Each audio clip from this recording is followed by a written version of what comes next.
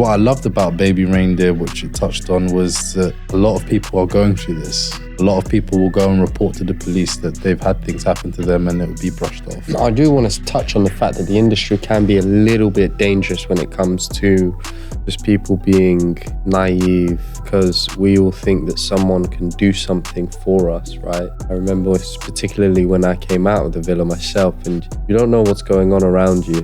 When people go through traumatic experiences and they form attachments with people that they shouldn't be forming attachments with, it's also to feel something that's not there. We do need to be very careful with who we idolize. But as you said, do your due diligence, do your fact checks, make sure you understand what you're going into.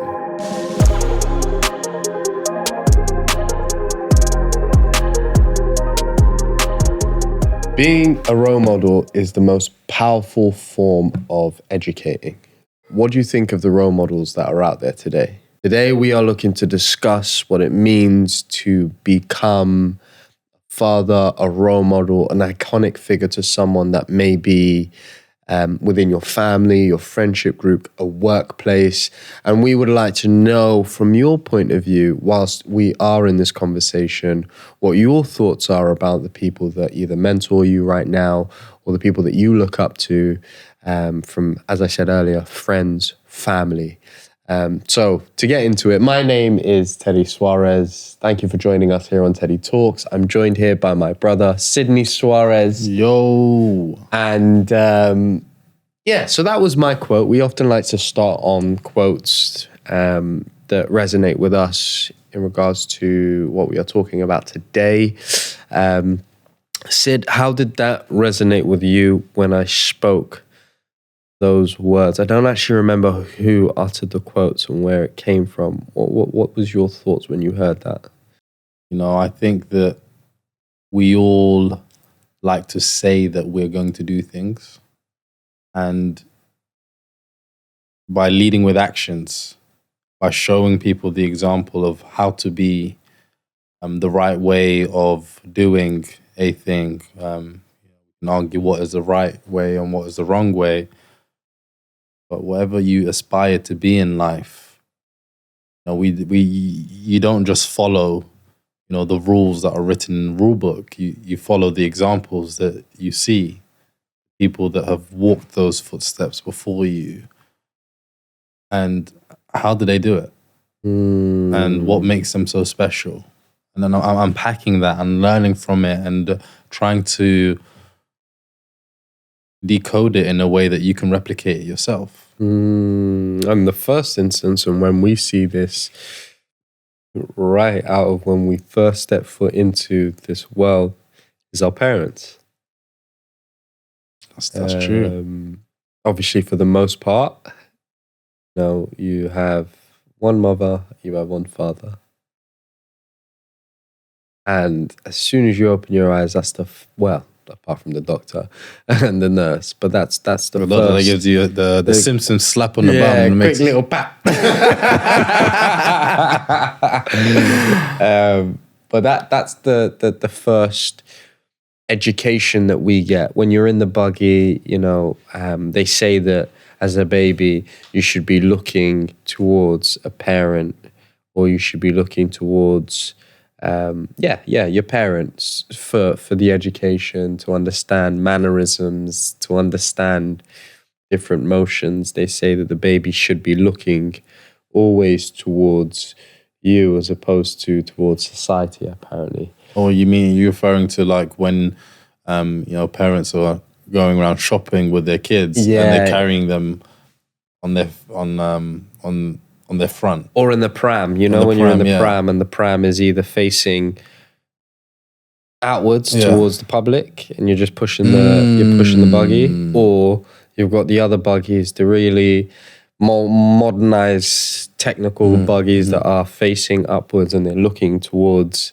So you're always having eye contact with the baby as opposed to facing outwards. Yeah. Make sense? Yeah, that makes sense. So that was a little technological study that they said that for the baby's brain and learning, it's good for them to have sight and visuals of obviously you, so that they are able to have just one understanding of, this is how you should be for like the first, I don't know, month, 2 months, 3 months. That's a very interesting study, because I would question that from a place of, why is your parents the right people to learn from? Well, I'll put it back to you, because when I landed in LA, for example's sake, I loved LA, by the way, but when I landed in LA, I remember set foot in LA and I saw loads of poverty. I saw people in tents, and I saw, like, you know, all the bad things that are, you know, you wouldn't expect a child to see.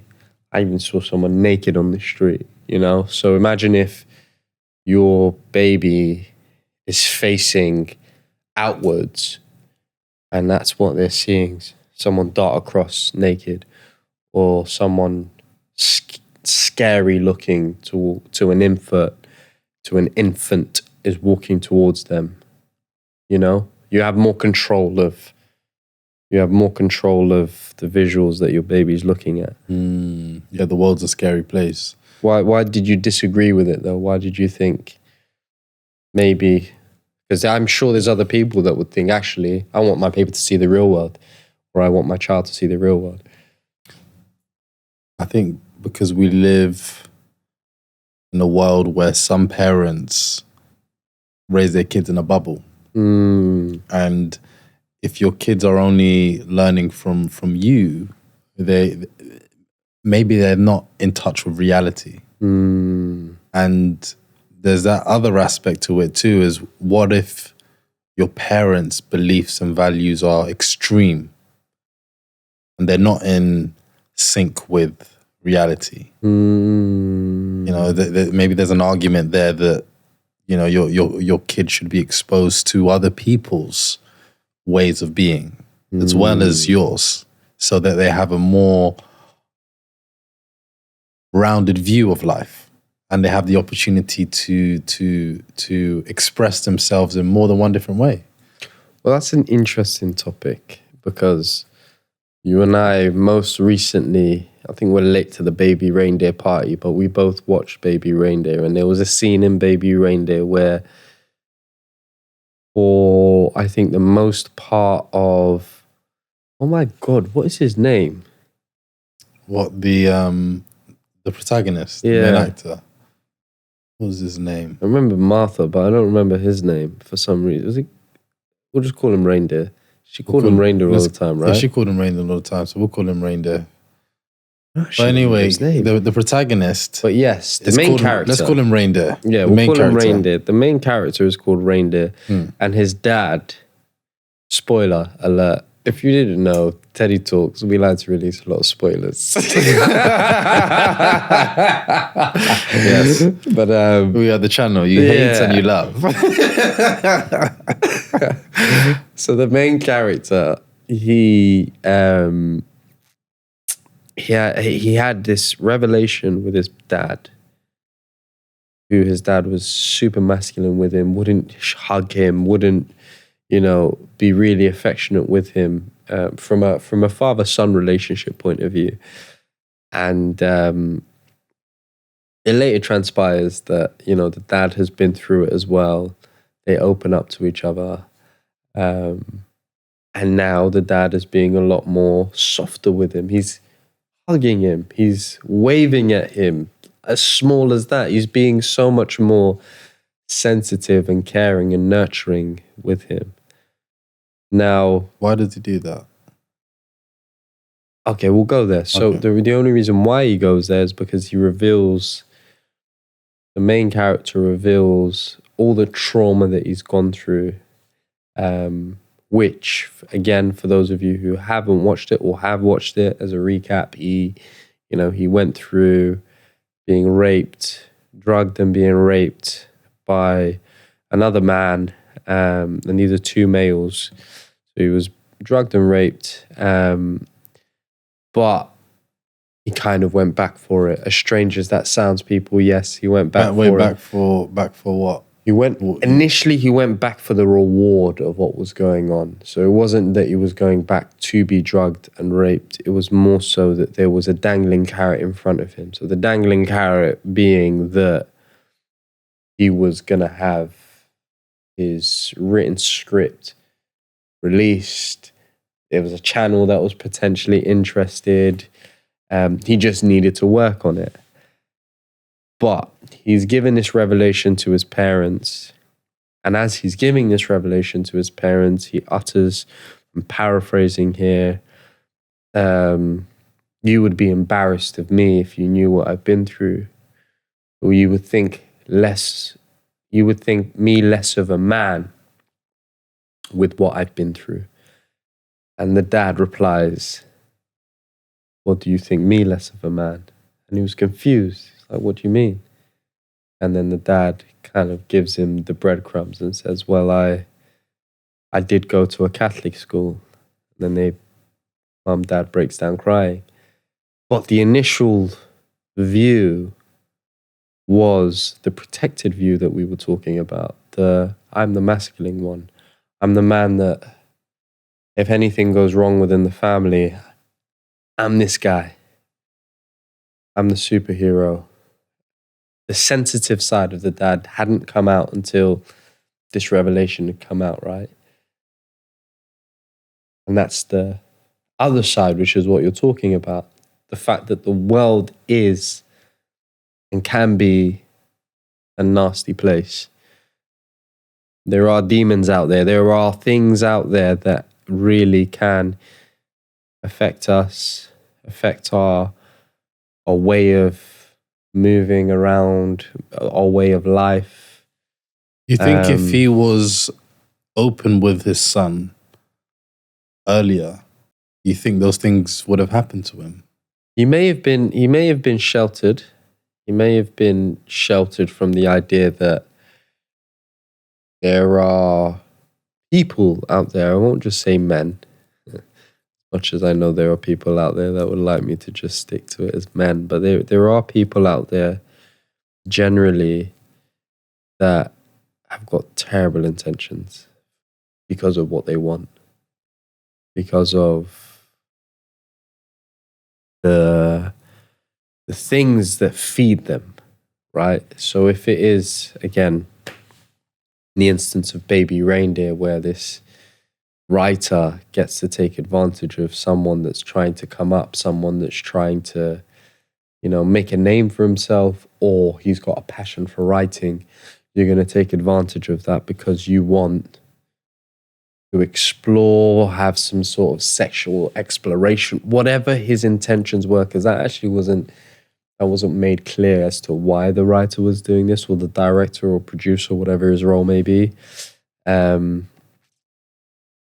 So I do believe that if the dad may have told him this earlier, he could have potentially had an idea that there are people at the top level, because when you're looking at a Catholic, when you're looking at a religion, and you're looking at the fact that these people are supposed to be the most highest of high when it comes to morality, when it comes to not doing things wrong, and we'll call it what we know, sinning.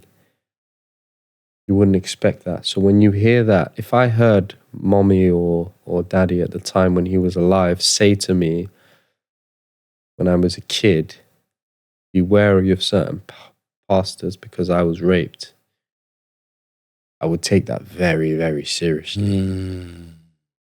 Now, every other pastor I see, every other priest I see, every other, authority figure. Every other authority figure, I would have a second thought towards their intention. Not to say that means that I would be insecure. I would just be more wary.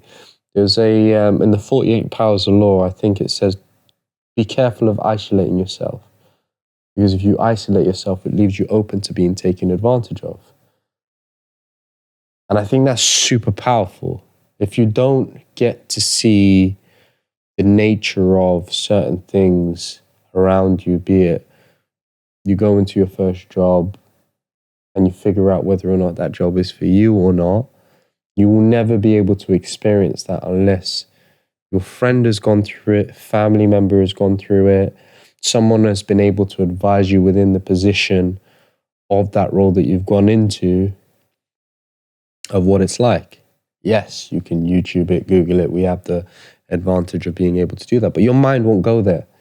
Your mind won't go there until you have some sort of impetus. So if his dad had been able, not to say that it's his dad's fault, of course not, because it's a lot. That's a lot, right? But I am on the side of if his dad had that conversation with him, maybe there isn't a complete certainty that that wouldn't have happened to him. Whenever drugs is involved, alcohol is involved, you never know what's going to happen. Stay away from drugs. But yes, I do think there is a chance that you may have kind of said, maybe this is too good to be true.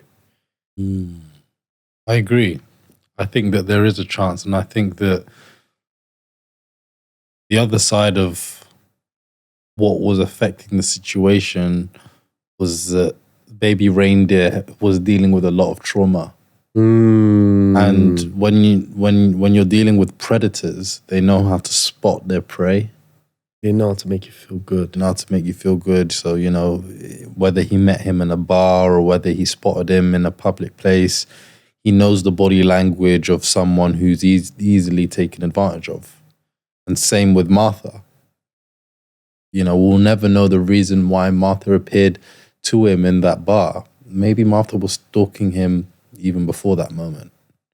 And she understood how she was going to position herself to win his heart and to build a relationship with him. Whether it was a good one or a right one, you know, that was something that the series did very well to play on. Because, you know, there was times where Baby Reindeer wanted the attention from Martha. So there's also that question of, okay, there is someone here who I believe is a role model, who I believe is a caregiver, or someone who is going to lift me up to that next level. But what is my responsibility in this, in this situation as well? Now I want to tread very carefully here, because when you ask that question, you also start treading on the territory of, are you victim blaming? And that's what you don't want to ever do that. But when I was watching that interview with Baby Reindeer, I was so taken back to find out that interview? The interview on Good Morning or This Morning? Good Morning Britain. Good Morning Britain. Maybe Good Morning Britain. Good Morning Britain. This morning. It's on ITV Tomato. One. Yeah, tomato. It's all the same. When I was watching that interview, he was taking accountability for it as well, which I was completely shocked. First, I was shocked the fact that the main actor went through the real life experiences, but the fact that he understood that he has a role to play in this as well. There was moments in the stalking relationship where he could have reported things sooner. And he said that in the series, he really did allude to that. And I really loved how it was directed in that direction, because at the end of most of his rape scenes, and yes, people, it was pretty gruesome, but at the end of his scenes where it was quite detailed of the guy taking advantage of him, or even when Martha was persistent and groping him. And I don't know if you remember, but there was like a quiet moment, and then it will say, but did I go back? Yeah, I did. Kind of like he understood in that moment he shouldn't have gone back. He also did that in moments where, you know, when he became obsessive with the voice notes and the voice recording, there's moments where it was like, yes, I knew it was completely wrong, but I couldn't help myself but obsess with it. I couldn't help myself but do X, Y, Z. Why do we have the urge? And I call it an urge because we always get an alarm bell in our minds, which suggests that there's a red flag. Why do we ignore the danger signs? Why do we ignore these moments of, this isn't quite good for me, but actually, I'm going to have one more drink, or I'm going to indulge in this, or I'm going to do this thing that I said I didn't really want to do today, but actually, because someone that I feel comfortable with, or someone, going back to the idea of our conversation, someone with a higher authority has kind of goaded me into this direction. Why do we not say with our chest, this isn't really what I'm about? There's a few things at play here. One is when someone in authority space, this is someone who you think is above you, which is very close to this thing that you want. It's telling you this is how it goes. In society, the way we've been brought up, being able to look up towards our elders, look up towards our parents, look up towards our teachers. When that information is coming, the perception is it's coming down to you from someone up above. Interesting. We believe that, yes, sir, yes, ma'am. Let's go with what you've just said. And then the other aspect to it as well, I think that's also a variable in the situation, is that he has a void in him for some reasons that we don't know. I know we're going back to Baby Reindeer, which is easy to do, but I think generally speaking, when people go through traumatic experiences and they form attachments with people that they shouldn't be forming attachments with, it's also to feel something that's not there.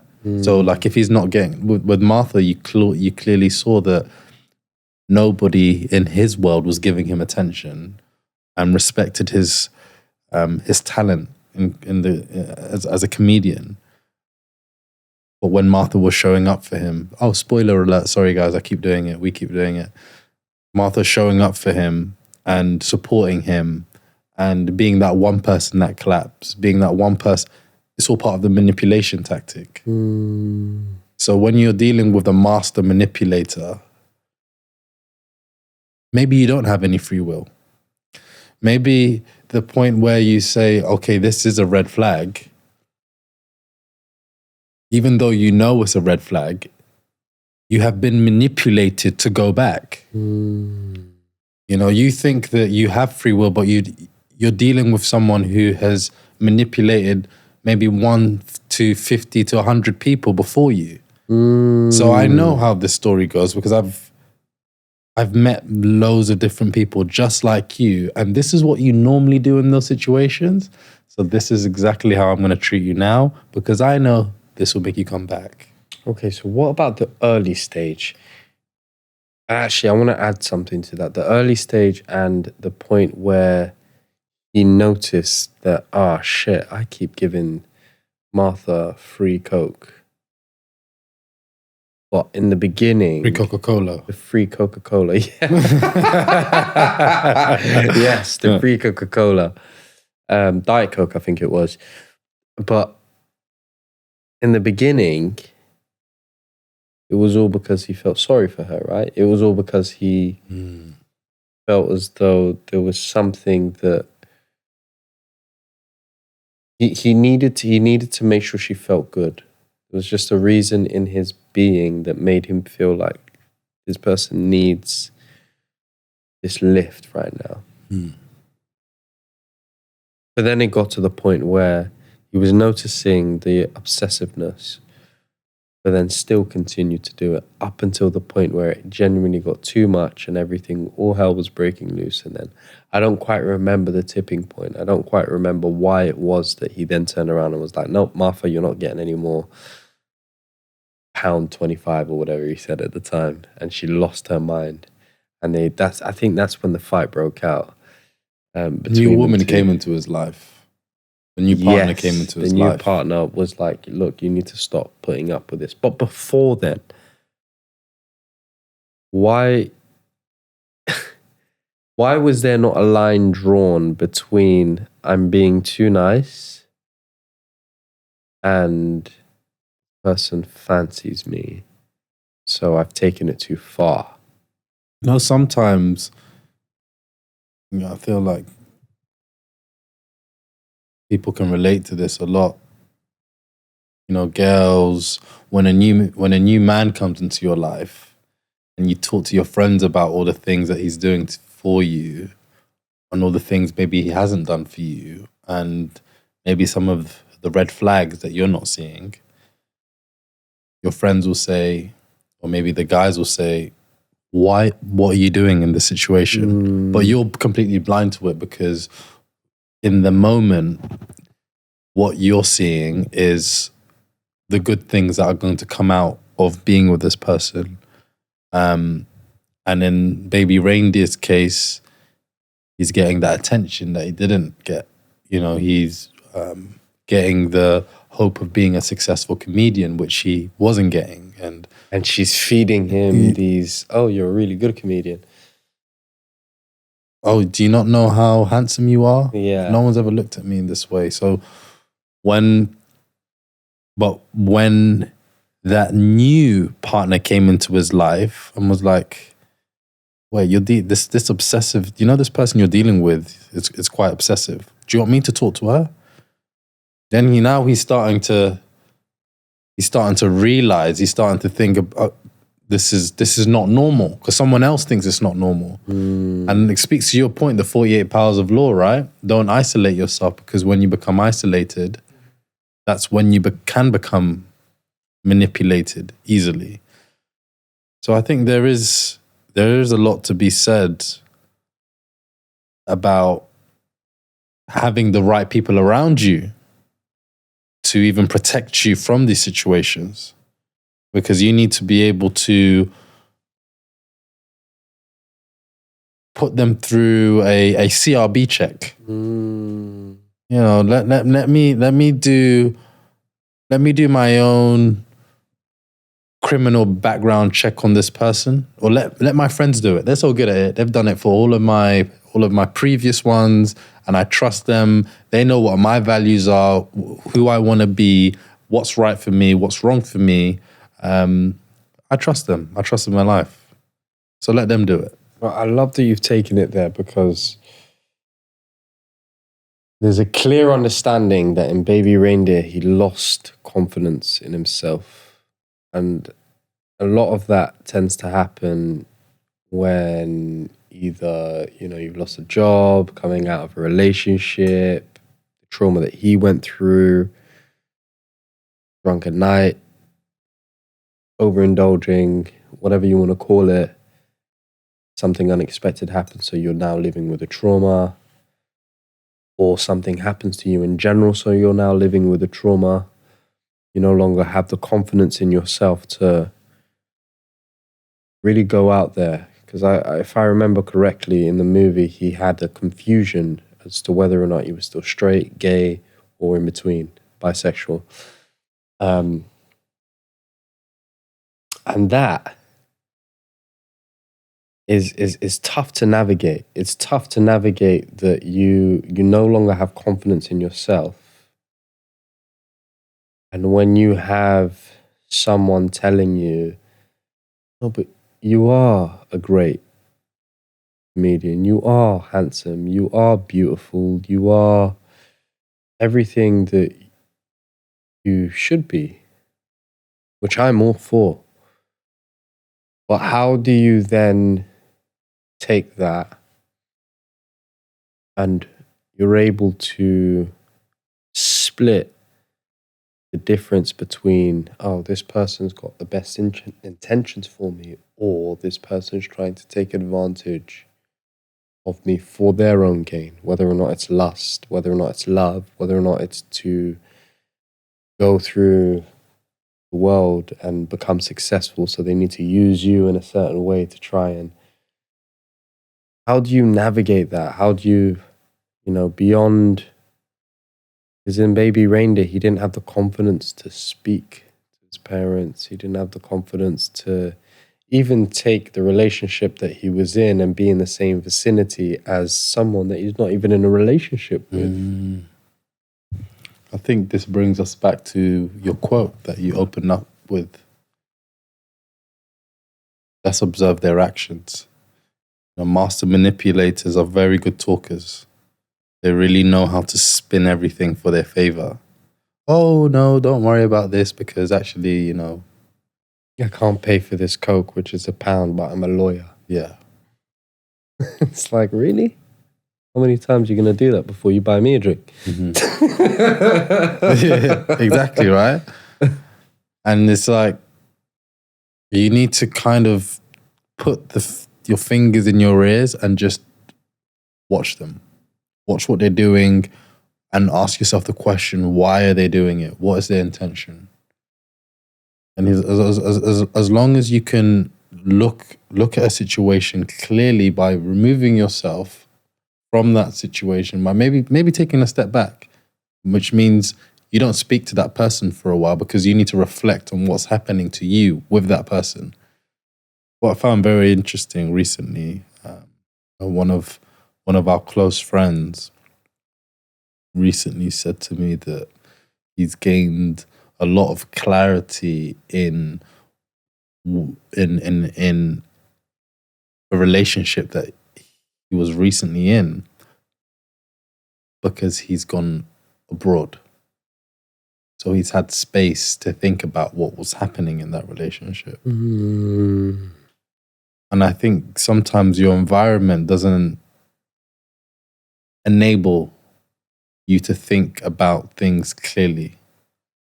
The fact that Baby Reindeer was in the house, the master manipulator is going to be all over you. Just go back. Why didn't you go back home, stay home, sober up for a few days and have a think about what's going on when you're sober? Then you can make the decision about going back there. And maybe you can write down the reasons why you want to go back there so you can play it back to yourself. And then play it back to someone who you believe has good intentions for you. And I think the last thing you can do is work on yourself. Okay, you've got low self-esteem. Let's do things to get your self-esteem up. And maybe that's one for another episode where we talk about things to build confidence, build, that inner resilience when you're taking hits and you want to get up again and you want to go, when you don't believe in yourself, when you feel that people don't notice you, when you feel that you have a talent but you don't know how to show it off, when you feel that you don't know how to brag about yourself in an interview because you've never done that before. This is what I loved about Baby Reindeer, which it touched on, was that a lot of people are going through this. A lot of people will go and report to the police that they've had things happen to them and it will be brushed off. A lot of people will be manipulated by fill in the blank. In the industry, I do want to touch on the fact that the industry can be a little bit dangerous when it comes to just people being naive. And I'm talking about the rape situation, because we all think that someone can do something for us, right? I remember particularly when I came out of the villa myself, and you don't know what's going on around you. You don't know whether or not, this person who says that they've managed someone else that's potentially iconic. has still got the best intentions for you. So do you go with that person and listen to absolutely everything that that person says based on the fact that the information in front of you seems correct? But it's like you kind of said in a roundabout way, sometimes common sense does need to also prevail here, because ultimately you yourself can't go through life expecting other people to like you, other people to see you for who you are and your talent, and then that dictates whether or not you are happy or not, whether or not you're going to be successful. There's so many people I remember hearing, just because I'm an Arsenal fan and I got to mention Harry Kane. I know some people that have talked about Harry Kane wasn't as great as he was when he was coming up from the youth. But look at him now. He wasn't bogged down by the fact that, you know, this person thinks that I'm not better than him, or that person's better than me, or doing him. Right? So it sucks for me to mention Harry Kane in that light, but at the end of the day, Respect his hustle. yeah, and you can't move through life thinking that this person has to agree with what I'm doing, or this person has to like me, so that means that I need to please that person on a day-to-day, despite what that person's values are, despite what that person's morality is. No, if it doesn't resonate with you, trust in your own ability. Trust in why you wanted to do what you want to do. Trust in the fact that there is a process. No matter how long it might be, don't try and take shortcuts, because sometimes that can just send you down a path, as we've seen in Baby Reindeer. That obviously Baby Reindeer is the extreme, but you lose yourself. And that's ultimately what happened in Baby Reindeer. He lost himself. He lost himself down a drain that ultimately didn't have to happen. He had so many successful moments, but suddenly, because he didn't believe in himself, it all went downhill. And we do need to be very careful with who we idolize, with who we think, oh my gosh, my director is this person, which sometimes, yes, he could be that person. But as you said, do your due diligence, do your fact checks. Make sure you understand what you're going into. So that's a great note to end on. And that takes us to our closing tradition. Yes. And I will start off by saying that those of you who are just joining us for the first time, every episode we have a closing tradition where we talk about what we're grateful for. And I'm really grateful for the role models that I've grown up with. You know, my mom, my dad, my uncles, my aunties, my siblings, my older cousins, even some of the younger ones. You know, I learned from all of these individuals, even my friends, the ones who I find who have made an impact on me. Yeah, I'm really grateful for all of them, because they have constantly tweaked and adjusted my worldview on life. And I'm enjoying how I experience the world because of them. And obviously because of the man up high, which is the ultimate role model. Yeah, I thought you were going to forget the man up high. That was the last thing I was going to add. I am also very grateful to God, because there's certain positions that I think we've been in as kids, which we probably talk about. I don't think we've ever spoke about almost being robbed. But we'll definitely go into that in another episode. But we were protected, And we've been protected in certain instances where none of our role models have been around us, in terms of our parents, in terms of some of our mentors that we've had in our lives. And it's just been one of those mysteries where you're like, oh my God, oh my God, how have I been protected from this moment? How have you got me to where I am today? Which Teddy Talks, a good example. How are we even sat here being able to influence and talk about all these situations that people tune into us and message us and give us so many lovely messages because they've been touched by what we've been talking about, the experiences that we've had, the experiences that we talk about that have happened outside of us.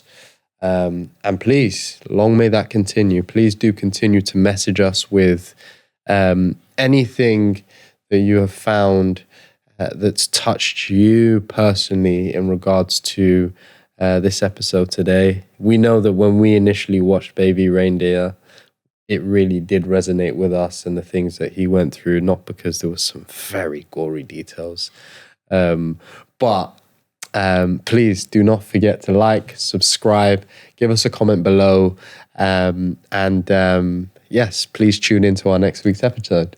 Thank you.